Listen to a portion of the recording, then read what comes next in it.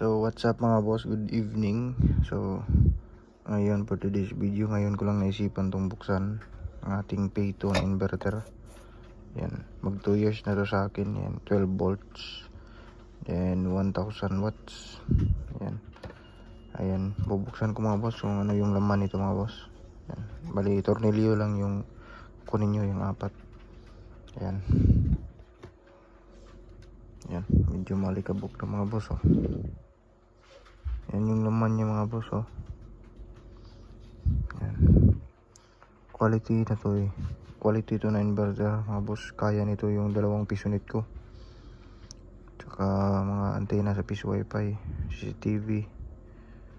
Yan, kaya rin yung video game machine na patugtog dito.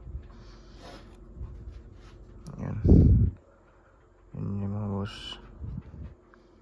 Cable blower ko to ngayon.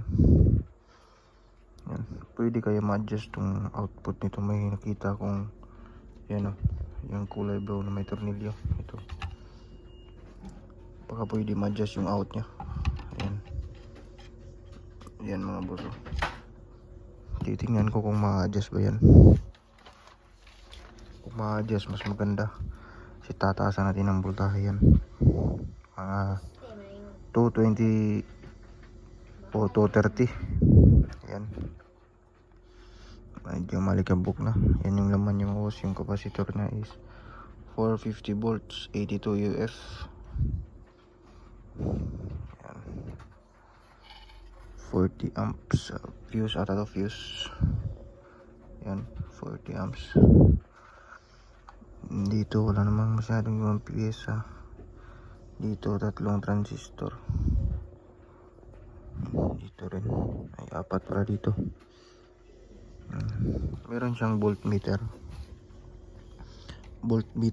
switch, din yung AC output nya.